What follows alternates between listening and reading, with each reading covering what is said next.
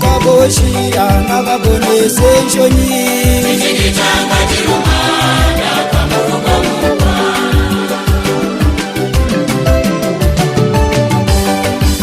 Uleke mugenya muzinda mumpa Uyaminja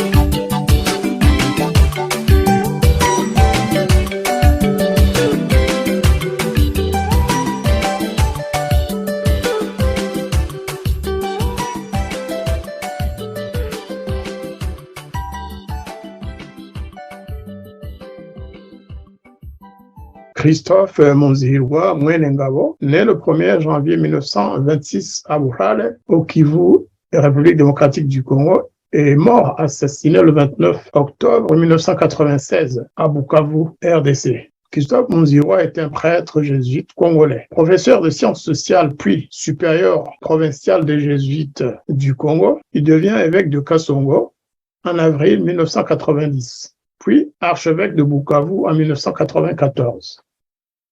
Il fut assassiné, comme je l'ai dit plus haut, le 29 octobre 1996.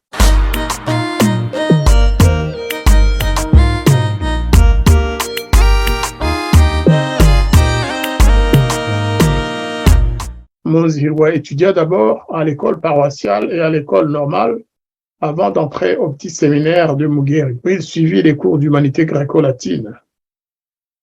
Se sentant appelé à devenir prêtre, il continua sa formation au grand séminaire de Moba, anciennement Baudouinville, avant l'indépendance, avant d'être ordonné prêtre le 17 août 1958. D'abord vicaire dans une paroisse secondaire, Monzihirwa fut rapidement nommé curé doyen de Bukavu.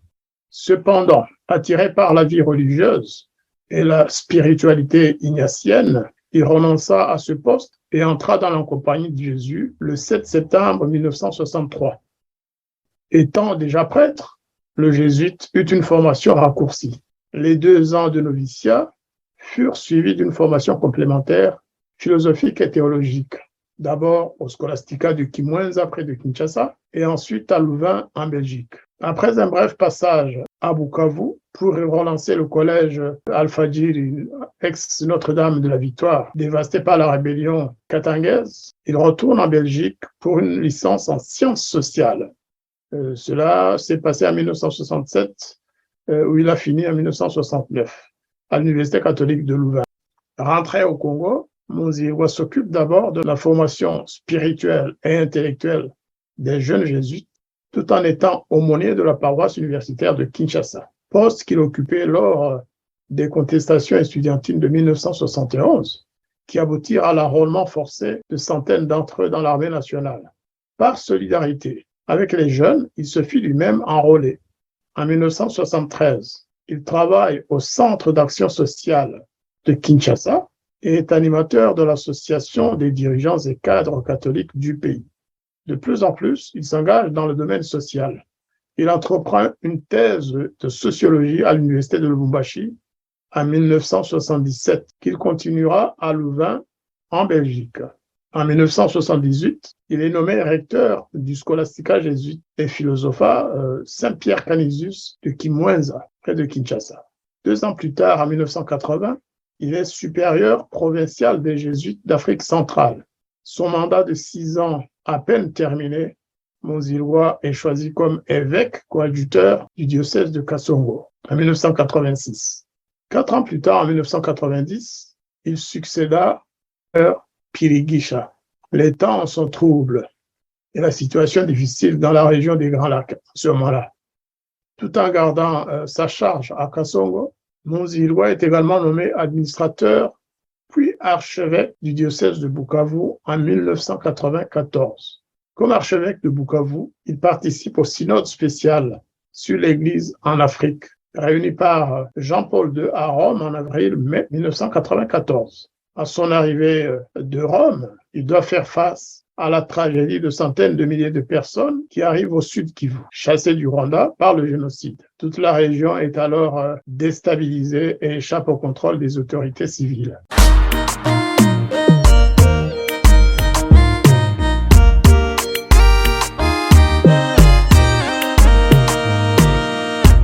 Pendant 2 ans, Monseigneur Monzihirwa, qu'on appelle Mzé, le vieux sage, dès son retour, il s'occupait de visiter ces camps de réfugiés installés dans son diocèse. Il invitait ses fidèles à bien les recevoir, tout en attirant l'attention des autorités et du monde international, c'est-à-dire de la communauté internationale, sur la situation catastrophique des réfugiés, en insistant courageusement sur la nécessité de trouver une solution juste au conflit qui bouleversait toute la région. La démission complète des responsables civils et militaires de Bukavu et de la région fit que Monzihirwa restait la seule autorité à s'occuper du sort d'une population abandonnée à elle-même.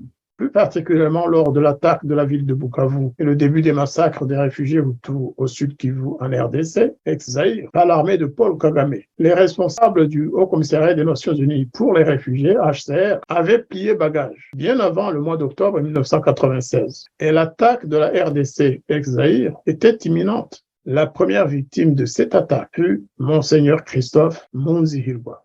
Il n'avait épargné aucun effort pour aider les réfugiés. Le soir de son assassinat, il venait de sauver les sœurs papistines d'origine Tutsi vers un lieu où elles se sentaient en sécurité. Parce qu'il faut le rappeler, à Bukavu, il n'y avait pas que les réfugiés Hutus. Il y avait aussi, ici et là, des groupes de Tutsis qui avaient fui pour sauver leur vie, dont notamment ces religieuses papistines. Le soutien moral et humanitaire de l'archevêque en faveur des réfugiés faisait monter la moutarde au nez du gouvernement rwandais du FPR contre les religieux de la RDC. Ce qui explique pourquoi Monseigneur Monzihirwa et les missionnaires espagnols furent la première cible du commando armé qui a attaqué la ville de Bukavu et les camps des réfugiés Hutus. Le lundi 28 octobre, la veille de son assassinat, Monseigneur Monzihirwa avait convoqué une réunion du comité de défense des intérêts de la population, à l'archevêché même. Constitué spontanément autour de l'archevêque, ce comité voulait tenter de mettre fin au chaos, au pillage et au meurtre. La réunion a eu lieu comme prévu le 29 octobre à 14h 1996. Parmi les membres de ce comité d'une vingtaine de personnes appartenant à la société civile, on peut citer Dr Miteo, ainsi que les témoins oculaires de l'assassinat de l'archevêque de Bukavu qui sont M. Kabego, M. Mamboleo, M. Luango, M. Chimanuka, M. Kassaza et M. Biringanine. Ce dernier fut abattu par le commando FPR à la place Nyawera au moment de l'attentat contre l'archevêque de Bukavu. À maintes reprises, la société civile du Sud Kivu a lancé un cri d'alarme vers la communauté internationale afin que celle-ci intervienne à temps pour sauver la population. Ces appels sont restés sans réponse.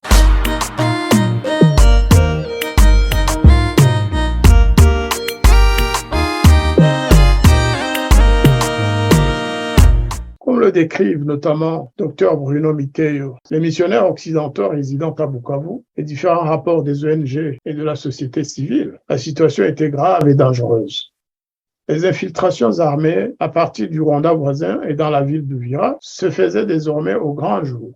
Les cadavres des Congolais et des réfugiés jonchaient toutes les rues. Les tirs de mortier à partir de la frontière rwandaise se faisaient jusque dans la ville de Bukavu, surtout à partir du 22 octobre 1996. Le 29 octobre, le jour de l'assassinat de Monseigneur, les rebelles du FPR, AFDL, avaient pris position partout dans la ville. La population fuyait en masse, y compris l'armée régulière congolaise.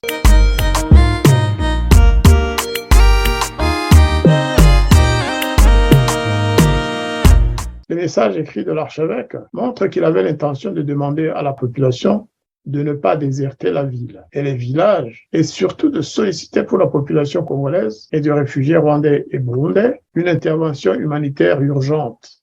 La communauté internationale est restée sourde à ces appels de paix. Dans ses lettres pastorales du mois d'octobre jusqu'au jour de son assassinat, l'archevêque de Bukavu y dénonce l'enrôlement forcé des jeunes par l'armée du FPR et la pose des mines antipersonnelles. Les attaques répétées du Rwanda contre l'est du Zaïre, lesquelles attaques avaient déjà fait de nombreuses victimes civiles dans le Kivu. Cette situation catastrophique préoccupait la société civile de Bukavu. Le mardi 29 octobre 1996, vers 18h, juste après la réunion qu'il avait eue avec la société civile, les autres forces de paix de Bukavu, Monseigneur Christophe Monzihirwa quitta l'archevêché pour rentrer au collège jésuite où il voulait passer la nuit. Il était accompagné de son chauffeur et de son garde du corps, un militaire de l'armée congolaise chargé de lui faciliter le passage de contrôle installé un peu partout dans la ville. Un deuxième véhicule appartenant à M. Kabego le suivait de près depuis l'archevêché. À un croisement de route sur la place du marché de Nyawera, la voiture de l'archevêque fut immobilisée par des tirs en rafale d'un commando rwandais du FPR déjà stationné sur les lieux. Un commando rwandais du FPR. Les témoins oculaires l'ont confirmé. M. Biringanine, qui était dans la voiture de M. Kabego, fut abattu au fusil par les militaires du FPR. L'escorte de l'archevêque est abattu à son tour, c'est-à-dire le garde du corps et le chauffeur. Monseigneur Christophe Monzihirwa sort alors de la voiture et, croix en main, se dirigent vers les militaires rwandais. Ces derniers l'ont d'abord soumis à un interrogatoire et aux tortures près de la clôture de la Cinélac, puis ils l'ont exécuté. Le corps de l'archevêque est resté jusqu'au lendemain. Les pères xavériens de Vamaro ont réussi à obtenir l'autorisation de récupérer le corps de Monseigneur Muzihirwa, qui aujourd'hui repose à l'entrée principale de la cathédrale de Bukavu, Notre-Dame de la Paix.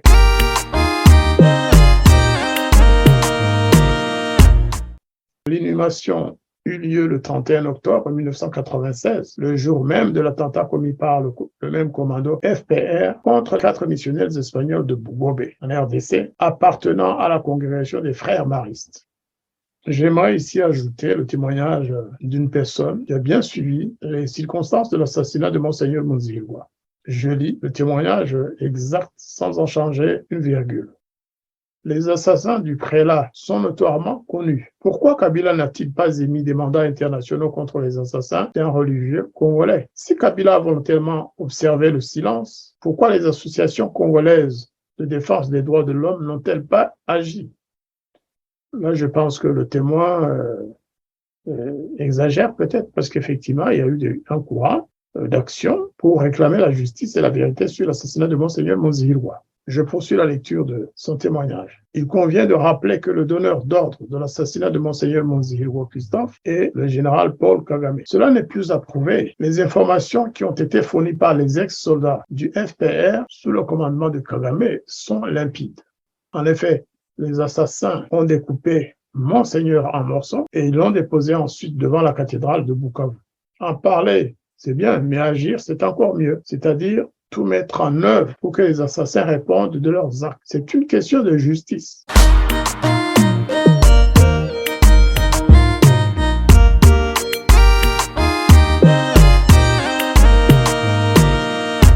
Je vais vous faire écouter une énième fois la dernière déclaration de Monseigneur Muzihirwa sur les ondes de Radio Maendeleo. Vous comprendrez alors pourquoi le Front patriotique rwandais a décidé l'assassinat de Monseigneur, ce saint dont Rome n'a pas fait encore grand-chose pour concrétiser le vœu de tous ceux qui ont connu Mzee Muzihirwa, qui était déjà un saint sur terre. Je vous remercie. Auditrices, auditeurs de Radio Maendeleo, un archevêque, c'est un berger.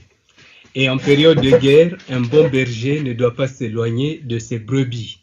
Voilà pourquoi, exceptionnellement, nous recevons sur notre plateau son Excellence Monseigneur l'archevêque de Bukavu, Monseigneur Muzihirwa Mwenengabu Christophe, qui a un message à communiquer à la population. Nous vous invitons à le suivre. Ce communiqué, je l'ai fait passer à la radio Vatican cet après-midi. Je leur ai dit ceci. Nous venons d'apprendre que la petite ville d'Ouvira a été bombardée toute la nuit et qu'elle est prise par les rebelles. Sachons bien que ce n'est pas par les Banyamulenge, car ils sont en grande majorité des illettrés. C'est par un groupe de mercenaires dont la majorité sont des Ougandais, des Somaliens, des Noirs à cheveux lisses, comme disent les habitants, mais aussi des Européens. Il y a déjà une semaine, 2 avions sont venus larguer par parachute des vivres et des matériels de guerre sur les hauts plateaux d'Itombwe. Les Blancs ont dit aux jeunes garçons qui passaient par là qu'ils sont des Sud-Africains qui sont venus là pour chercher comment exploiter l'or et que les appareils qu'ils amenaient, c'était pour l'exploitation de l'or. Ces jeunes gens l'ont cru. Ils sont partis. On leur a donné quelques boîtes de conserve. Ils en ont parlé. Les gens, comme toujours, insouciants, ils ont laissé passer. Et quand ils sont revenus, ils ont découvert qu'il s'agissait de matériel de guerre.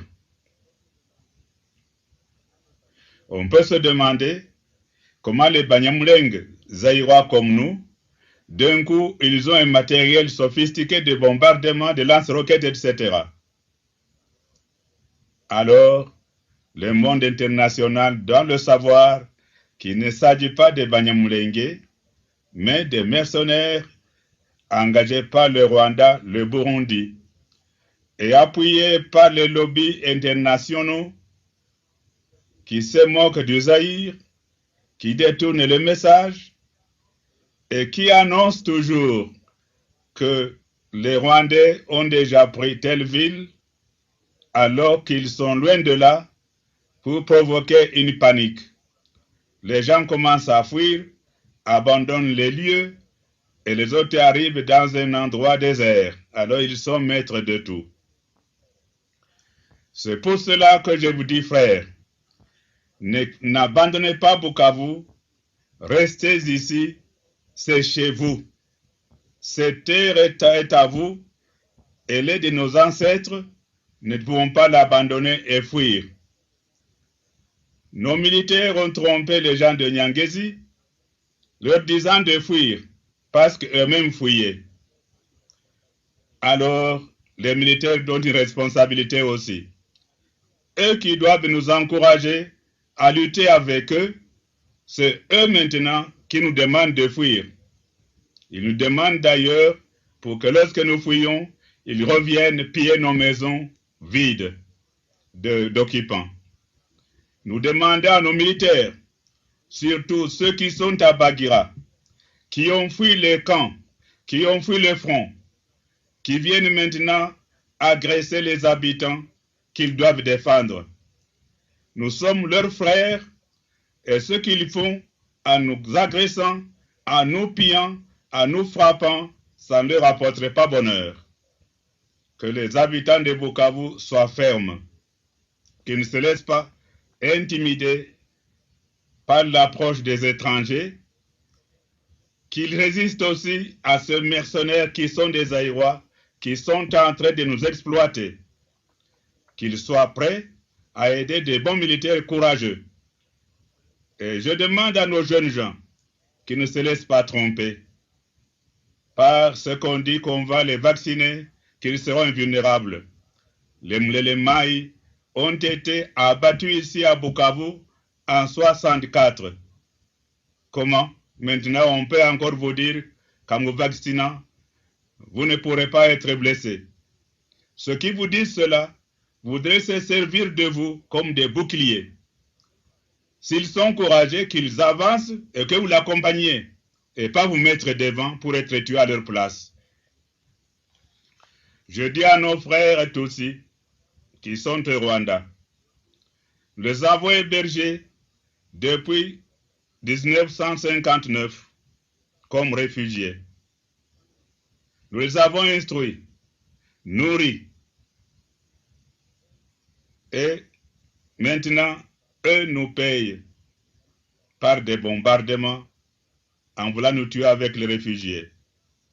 Qu'ils sachent aussi que nous venons d'héberger en 1994 des réfugiés Tutsis avant l'arrivée massive des Hutus, dont la plupart sont des innocents. Voilà que les enfants que nous avons nourris et instruits nous remercient maintenant par des bombes, par des plastiques pour tuer les Hutus avec les Zaïrois. Les proverbes, l'histoire a des tournants imprévisibles.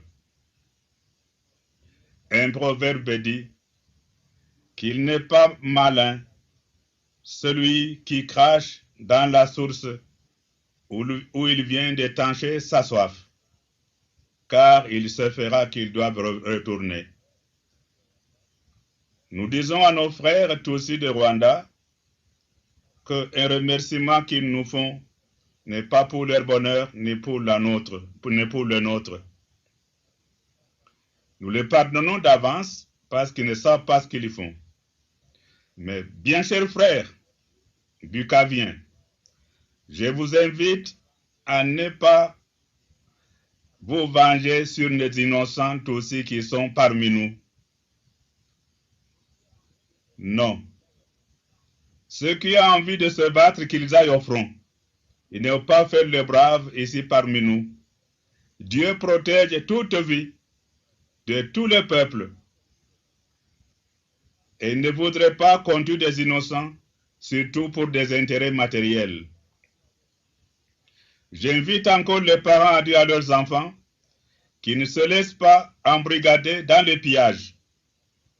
Ils vont nous piller, mais ils en seront les victimes. Je vais m'arrêter en vous disant comme toujours, mettez-nous ensemble dans la prière, mais organisons-nous aussi à défendre notre cité et notre pays, notre patrie. Bonne nuit.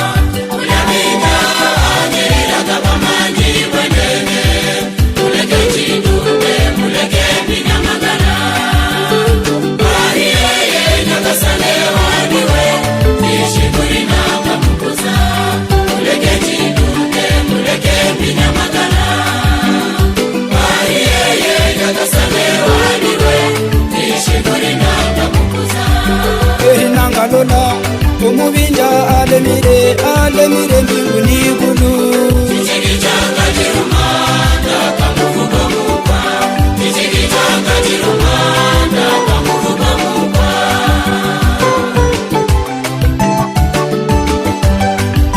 Kuleke mugenya muzindo mukwa. Uyaminja anjirira kabamanji wenene. Muleke chidunde, muleke minyamagana. Ayeye nyagasane waniwe, nishikuri namba mukuza. Muleke chidunde, muleke minyamagana. Ayeye nyagasane waniwe, nishikuri namba mukuza. Erinanga ndola kabamba masheka boshi.